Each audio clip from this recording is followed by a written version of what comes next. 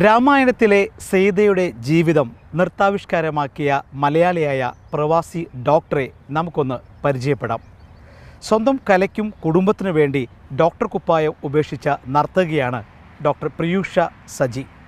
25 വർഷങ്ങൾ നീണ്ട പ്രവാസ ജീവിതത്തിനിടയിൽ ഇവർ സീതയായി വേഷമിട്ടപ്പോൾ യാഥാർത്ഥ്യമായത് വർഷങ്ങളുടെ മറ്റൊരു സ്വപ്നം കൂടിയാണ്. എഴുത്തുകാരിയും യോഗ പരിശീലകയുമായ പ്രിയൂഷ നടന കാഴ്ചകളിലേക്ക്.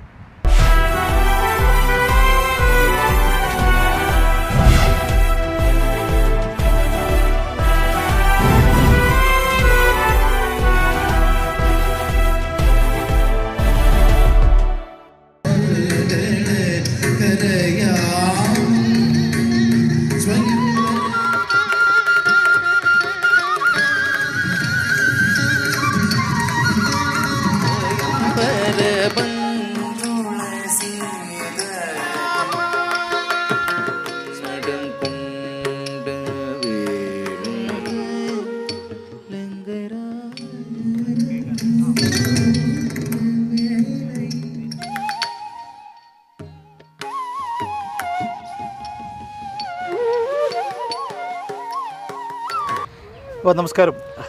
ജയ്ഹിന്ദ് ടി വിയുടെ മിഡിൽ ഈസ്റ്റ് വീക്ക് എന്ന പ്രോഗ്രാമിലേക്ക് സ്വാഗതം. ഒരുപക്ഷെ വർഷങ്ങളുടെ കാത്തിരിപ്പിന് ശേഷം അല്ലെങ്കിൽ നിങ്ങളുടെ ഒരു കഠിനാധ്വാനം ശേഷമാണ് സീത എന്ന ഒരു നൃത്താവിഷ്കാരം പ്രവാസി മലയാളികൾക്കായിട്ട് ഡോക്ടർ പ്രിയൂഷ ചെയ്തിരിക്കുന്നത്. പ്രിയൂഷയുടെ ആ ഒരു സ്വപ്ന യാഥാർത്ഥ്യ നിമിഷത്തിൽ എങ്ങനെ വിലയിരുത്തുന്നു? എനിക്ക് ഒരുപാട് സന്തോഷമുണ്ട്. പ്രത്യേകിച്ചും അത് ഒരു നല്ലൊരു വിജയമാക്കി തീർക്കാൻ കഴിഞ്ഞതിൽ.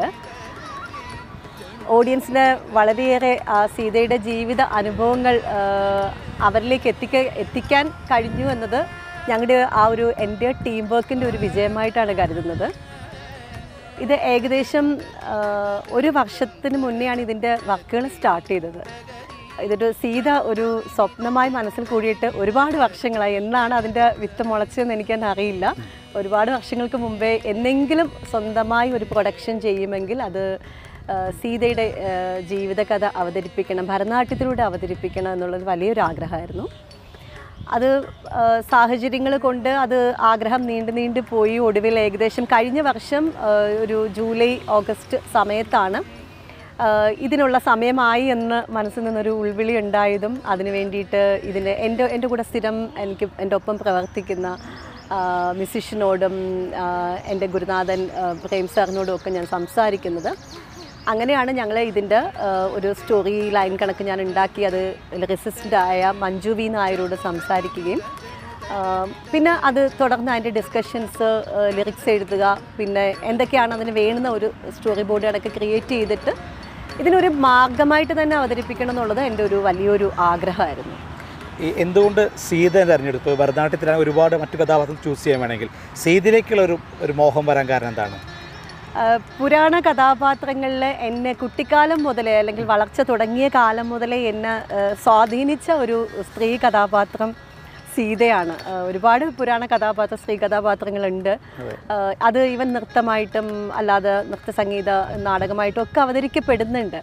പക്ഷേ എനിക്കറിയില്ല, ഒരു കുട്ടിയായ എന്നെ ആ കുട്ടിക്കാലം മുതലേ സീതയുടെ ജീവിത അനുഭവങ്ങൾ, അതിൽ കരുത്തുറ്റ ഒരു സ്ത്രീ കഥാപാത്രം എന്തെല്ലാം ജീവിത സാഹചര്യങ്ങളിലൂടെ കടന്നുപോയിട്ടും സ്വന്തം മനക്കരുത്ത് നഷ്ടപ്പെടാതെ ഒരു സ്വന്തം ധർമ്മവും കർമ്മവും എല്ലാം വളരെ നന്നായി പൂർത്തിയാക്കി തൻ്റെ ഇടം തേടി അല്ലെങ്കിൽ തൻ്റെ ഇപ്പോഴുള്ള ഇടം വിട്ട് തൻ്റെ മാതാവിൻ്റെ അടുത്തേക്ക് തിരിച്ചു പോകുന്ന ആ സീതയുടെ തീരുമാനങ്ങളും ഒക്കെ എന്നെ വളരെയധികം ശരിക്കും എൻ്റെ കുട്ടിക്കാലത്ത് ഇൻഫ്ലുവൻസ് ചെയ്തിരുന്നു. അപ്പോൾ സീതയെ പോലെ തന്നെ ജീവിതത്തിലും ഒരുപാട് കർമ്മരംഗങ്ങളിൽ ഒരുപാട് വെല്ലുവിളി നിറഞ്ഞിട്ടുണ്ട്.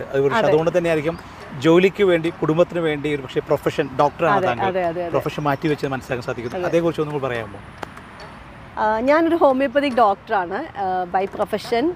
കുട്ടികളെ വളർത്തുന്നതിനും അവരുടെ ഇതിനും ഒക്കെ ആയിട്ട് എനിക്ക് ഒരുപാട് എൻ്റെ ആ ഒരു ടൈമിങ്, ക്ലിനിക്കുകളിലെ ടൈമിങ്ങുകൾ എനിക്ക് വളരെ ഒരു ഡിഫിക്കൽട്ടായിട്ട് തോന്നിയിട്ടുണ്ടായിരുന്നു. അപ്പോൾ അത് കുഞ്ഞുങ്ങളുടെ ശാരീരിക മാനസിക ശാരീരിക ആരോഗ്യത്തെയൊക്കെ അത് ബാധിക്കുന്നു എന്ന് തോന്നിയപ്പോഴാണ് എനിക്ക് ഇല്ല, എനിക്കൊരു അമ്മയെന്നുള്ള ധർമ്മവും കർമ്മവുമാണ്. മേ ബി അതായിരിക്കും എന്നെ സീതയിലേക്കും കണക്ട് ചെയ്തതെന്ന് എനിക്ക് തോന്നാറുണ്ട്.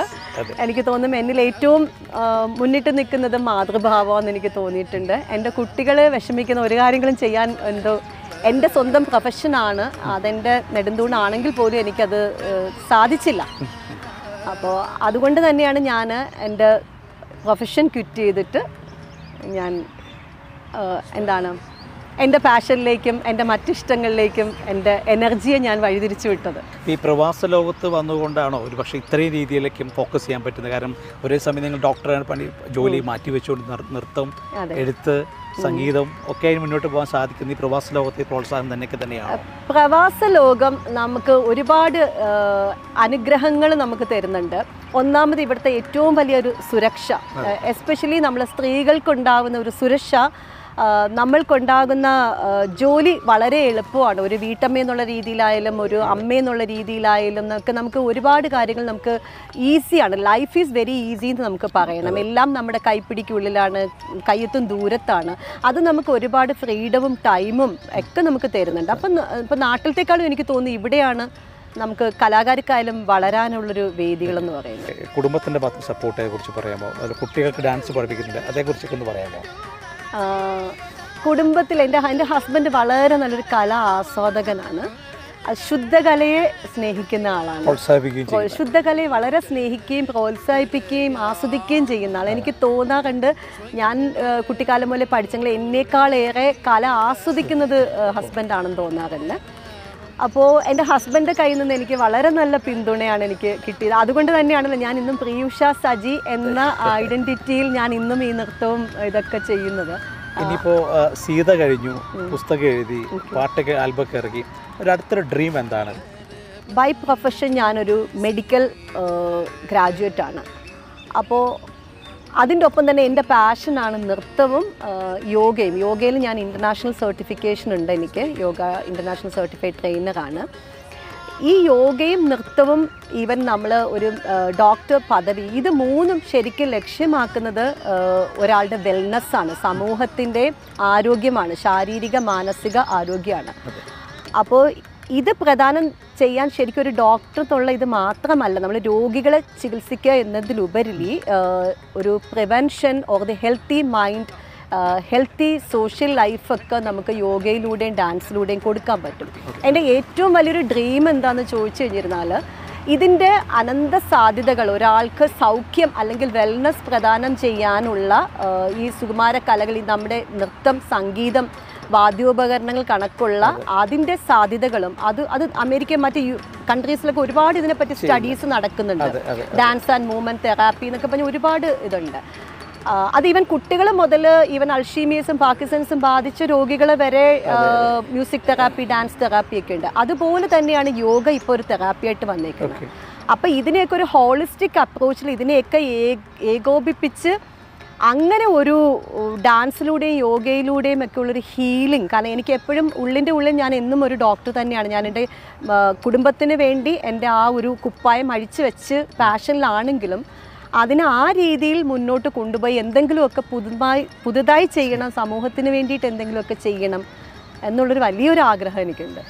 ഇപ്പോൾ ഡോക്ടർ പ്രിയുഷ സജി പറഞ്ഞ പോലുള്ള അവരുടെ എല്ലാ സ്വപ്നങ്ങളും യാഥാർത്ഥ്യമാവട്ടെ എന്ന് ഞങ്ങളും ജയ്ഹിന്ദ് TV യും മിഡിൽ ഈസ്റ്റ് വീക്കും ആശംസിക്കുകയാണ്. നന്ദി, നമസ്കാരം. Thank you.